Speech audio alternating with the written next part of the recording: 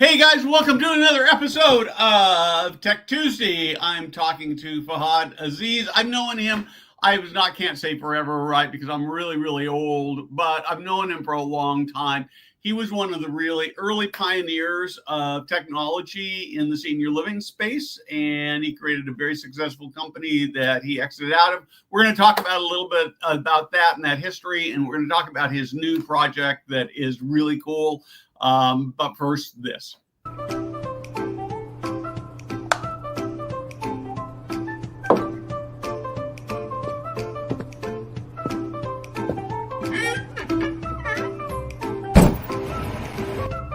Hey guys, Steve Moran here.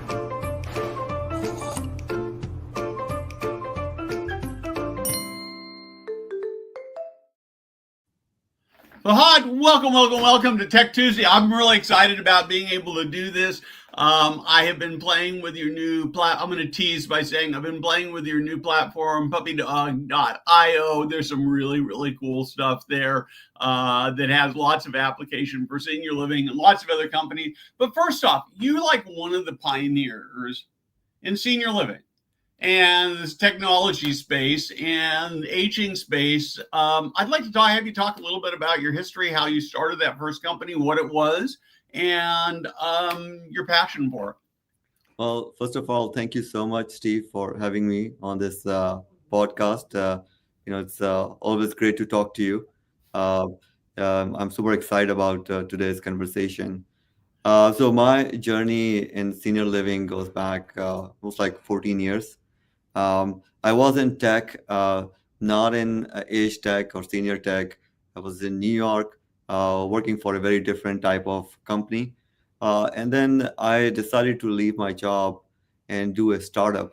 And my co-founder, and we were thinking about doing something in healthcare, but we just couldn't figure it out what to do. It was such a crowded market even then with all the EHRs and stuff.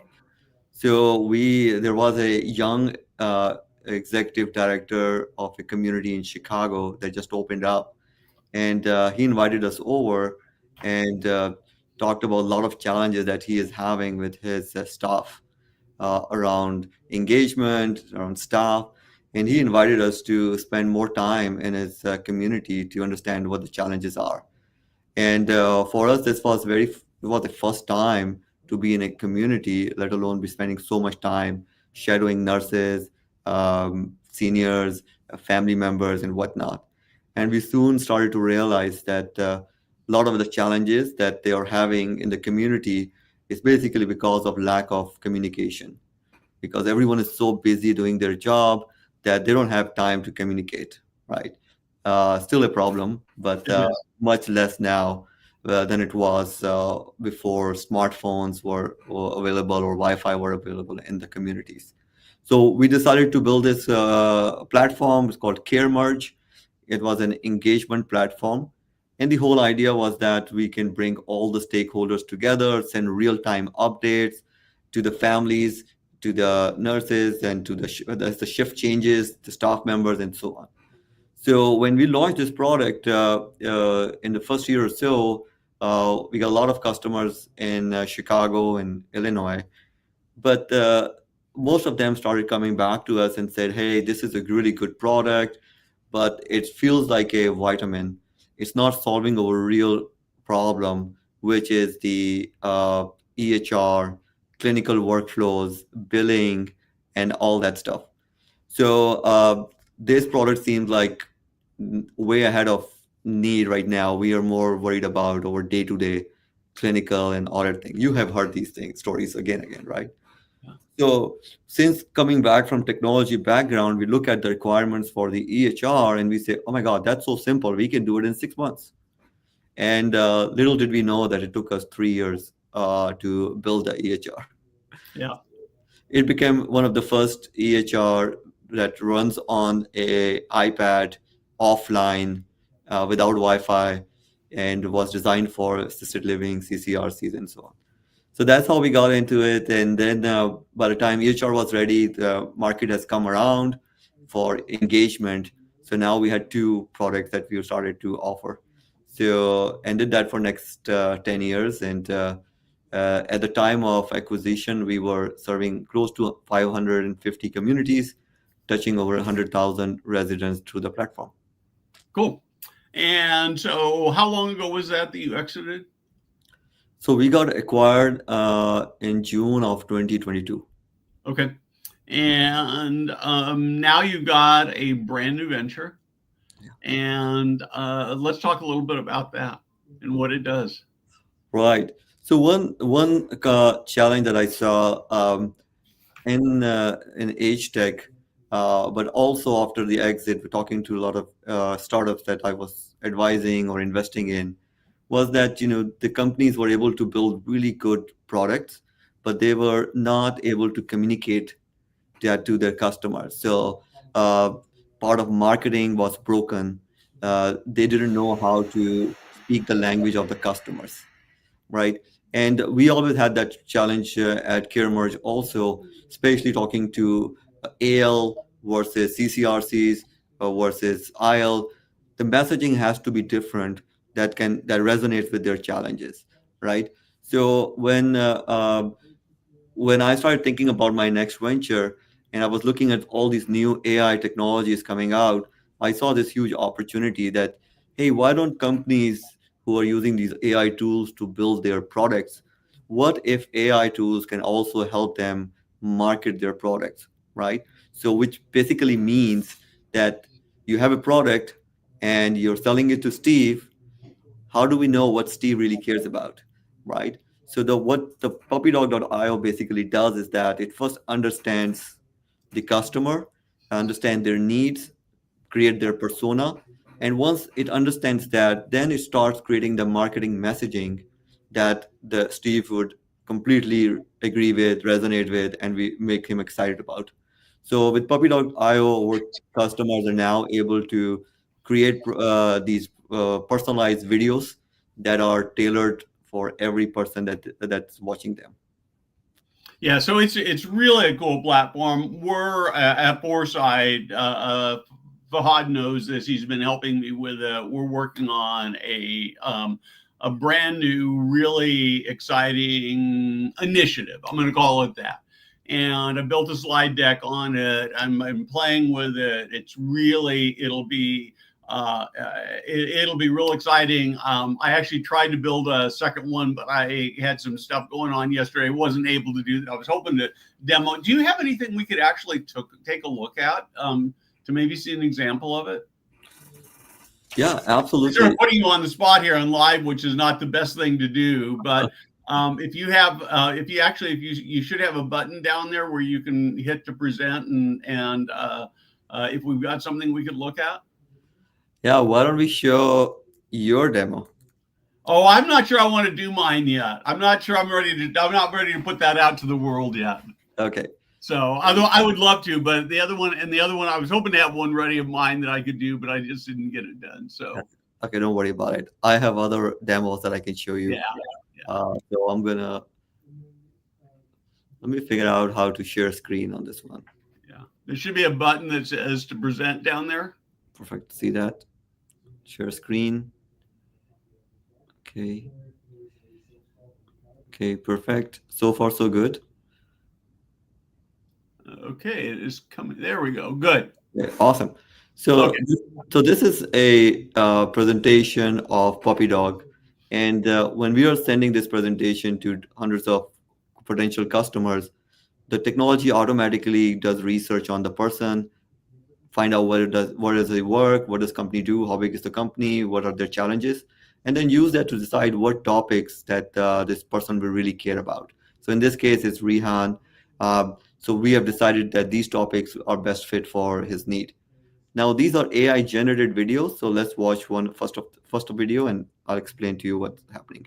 Hi, Rehan. We understand that security enables enterprises to safely harness the incredible power of data and AI. However, clearly communicating your value proposition and product features to customers can be challenging. This is where Puppy Dog can help. So in this AI generated video, we took all the components we can from his company, from his profile, but more importantly, we modified the messaging. So the message is very specific for Rehan and saying, hey, Rehan, we know you work at this company and you're having these challenges. Let us show you how puppy dog can solve them. So a good Yeah. example is that a presentation if you talk about age tech and senior living communities, if you're reaching out to a potential resident, you'll send a very specific presentation to that person and say, hey, we know you've been looking at different communities. Let us show you why our community is a great fit for you. And then talk about the three things that we know that he really cares about. So these videos are generated through AI, so there's no human involvement in it. We do all the work magically behind the scene.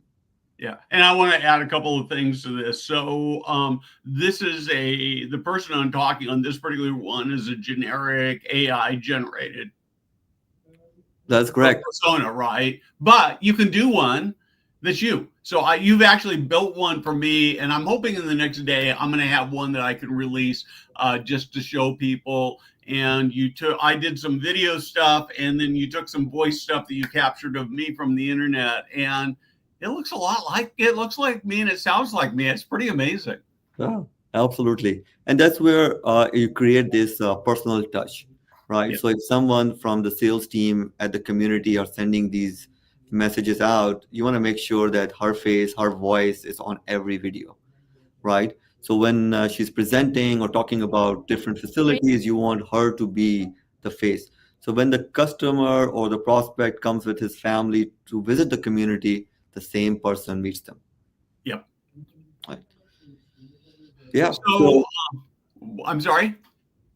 No, go ahead. No, I was going to say, so it's a new tool. I think that, everybody sort of knows that AI is this new cool thing. But my sense is that people are really struggling with how to use it in a practical way. And this is a way to get started to really be able to better message your prospect. And the other thing I would say is it's a great tool for people who are in the vendor space, who are looking to tell their story better, right? Absolutely. And with when we look at senior living communities and age tech, the tech adoption has been comparatively slower. But all that changed after the COVID. Communities started to adopt more technologies. We saw an uptake in our usage and our customer acquisition.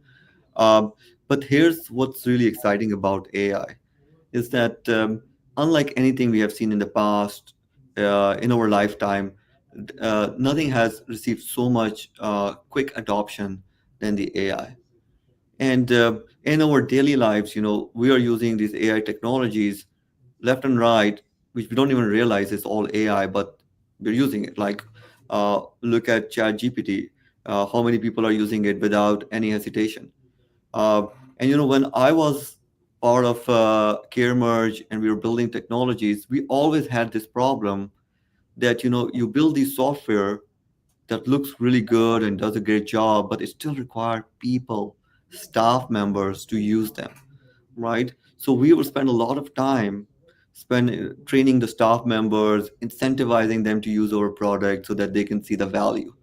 And staff members are busy, they have so much to do. Last thing they want to do is log in to a system to do that. So what really excites me now is that the new AI technology is reshaping that, because now they're augmenting staff members. So if as a staff member I have 10 things to do daily, now with these AI technologies, it's not going to be 12 things, it's actually going to be 6 things, right? They're going to augment half of the thing that I was doing manually because they're going to do that, right? And if you want, Steve, I can give you some really good real examples of how that's changing in senior living communities. I would love to do that. I would say, one of the things that I'm going to add to this, and I want you to go dig into some examples. What I've seen several articles over the last few weeks in particular where people have been asking, is AI making people lazy? Is it dumbing them down? And I think it's got the potential to do that. If I were to go to AI, I'd go to ChatGPT and say, write me an article about senior living culture, and take that and I'd publish it. That would be lazy. It wouldn't actually be very good. but I can write something. I can give it to AI and say, tell me what you think. How can I make this better? And I can bring that back and I can iterate, and it gives me something better.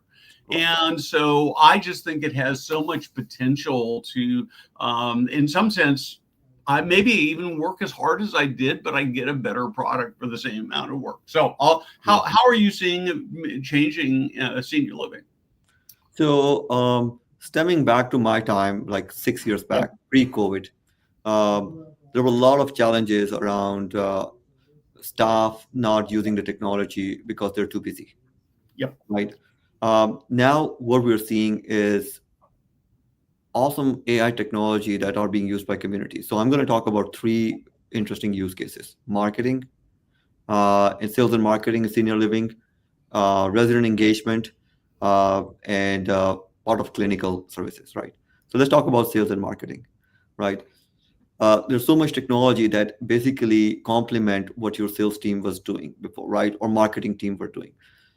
We have these newsletters that we were sending it out. How long would it take to create those newsletters? Sometimes we have interns, sometimes we have volunteers, right? But those newsletters were still one for fit for everybody.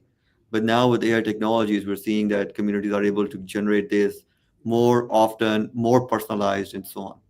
In the sales world, we're seeing a lot of activity on the website. So one of the companies that I advise, Waypoint, with our friend Terry Sullivan, when they started a few years back, it was just a chatbot on the website, right? But as AI agents came in and they quickly adopted them, now that experience has been completely changed. So someone comes onto a senior living community looking for an apartment, the AI agents is guiding them with some personalized content. But at the same time, they cannot go off guard. So they cannot say, okay, how much are you versus the sunrise community? The AI agents are very smart. They will know what to say, what not to say, how to Yeah. make. So this is something salesperson would do, but now with an AI chatbot on your website, takes 30% of the work and gives you more qualified leads. Um, in the engagement world, the biggest challenge was that who's going to create the calendar, what events to create, right? And often we will have seen again and again that the calendar events do not change for months and years. They're the same events, regardless of change in resident demographics, all the stuff, but the event. So some of these events that would take like two, $300, $500 to organize has a very little participation, right?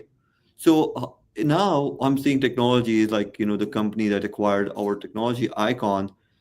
What they're doing is that they automatically generate these engagement calendars based on the data of the residents. So a task that would take so many hours for staff members, now it's done and more personalized. So every community can have different calendars on different weeks of the month, depending on the resident demographics and all the things that are happening, right? So that's engagement. The third one that I'm personally very excited about is the clinical part.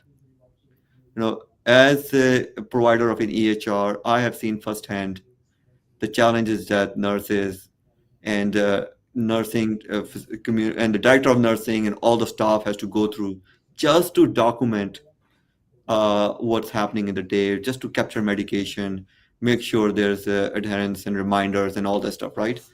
But with now AI, we haven't seen much in senior living yet. What we have seen in acute care, in physician offices, that there are AI workers. So they sit next to your EHR, they understand what's happening, they write the notes, they give you tips on what to say and so on.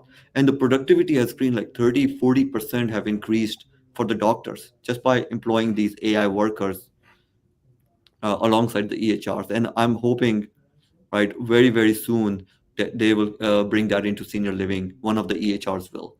So Yeah. those are just very few examples: clinical, engagement, sales and marketing.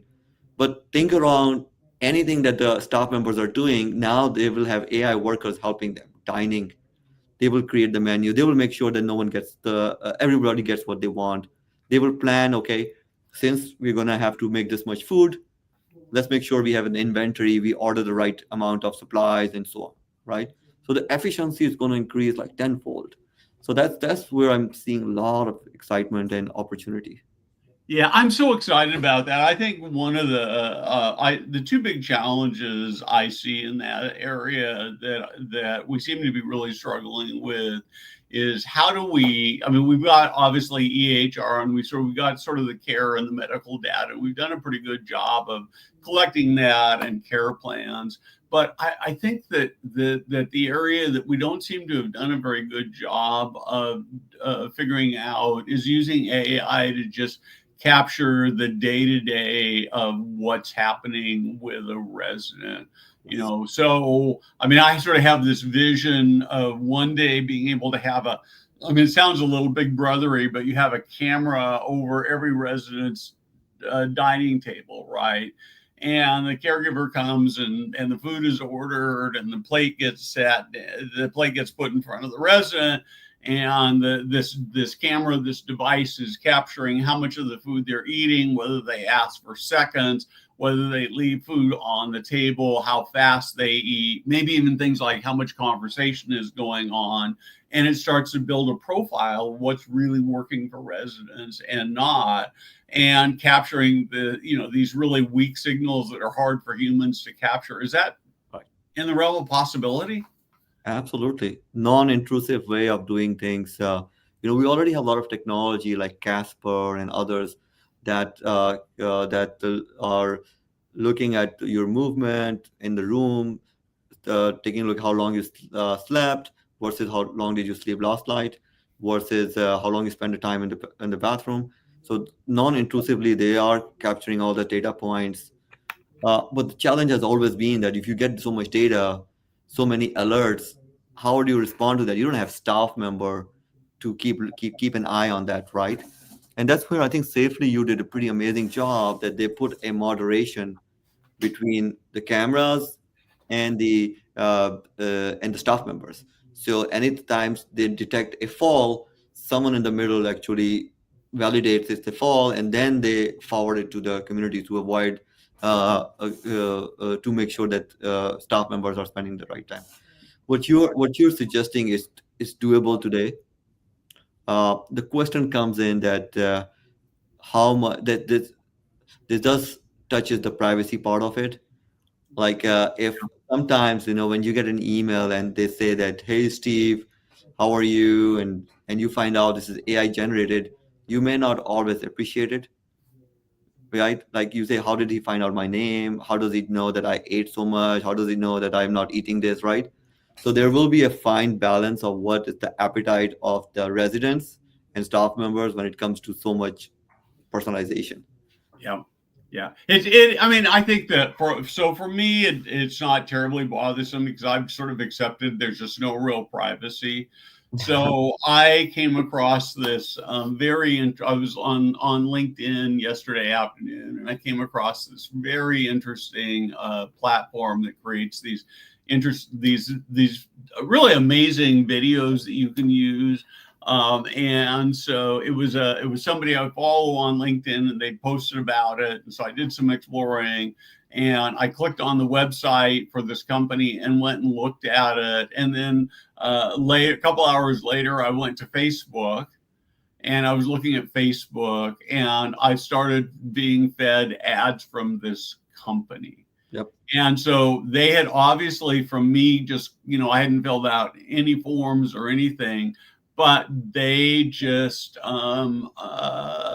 they figured out who because of going there, and I'm on the web a lot, so it's pretty easy to find out who I am, right? And they started feeding me these ads, and it's crazy. So let's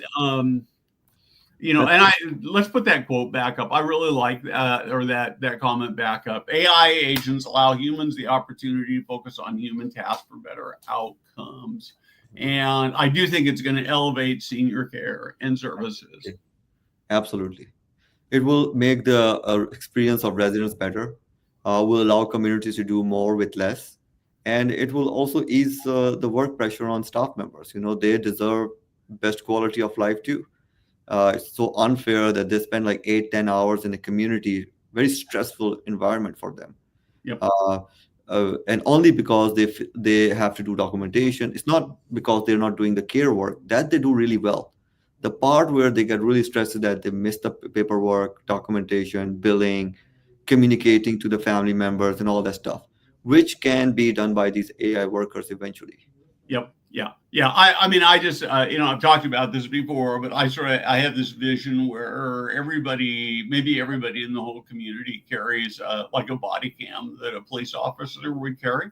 Mhm. And as they walk into a resident's room, they just take care of business and they do everything they were doing, except that all this information, maybe it's not even the video itself, but they're just capturing sound and things. And AI says, oh, this is what happened.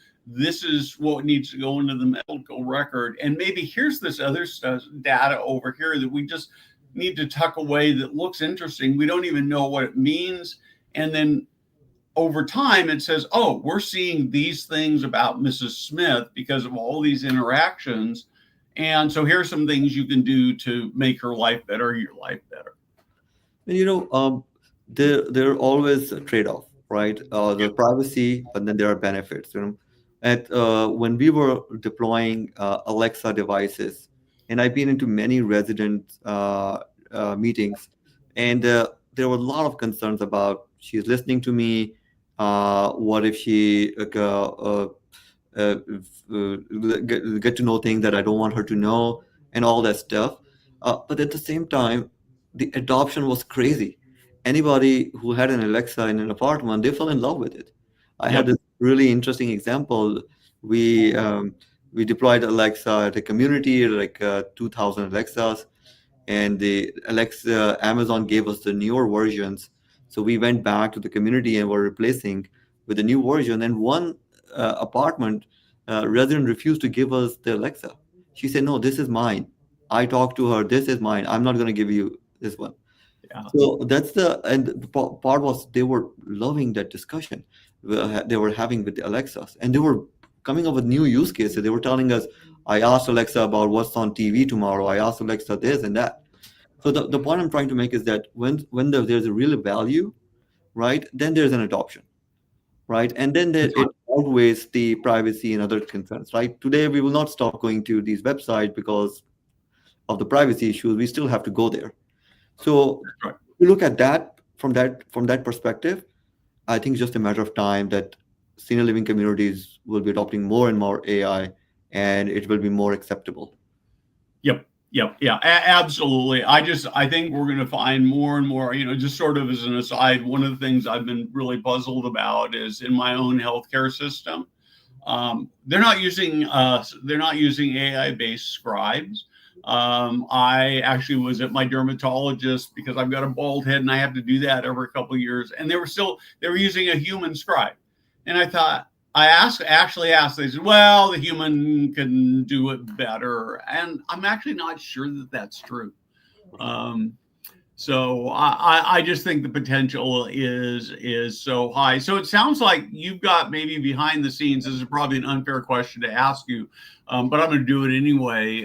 This is where we'd use our private chat where you'd go, no, don't ask me that. But anyway, it sounds like maybe you've got some things cooking at least in your head for some AI stuff that's very senior living specific, in addition to Puppy Dog IO.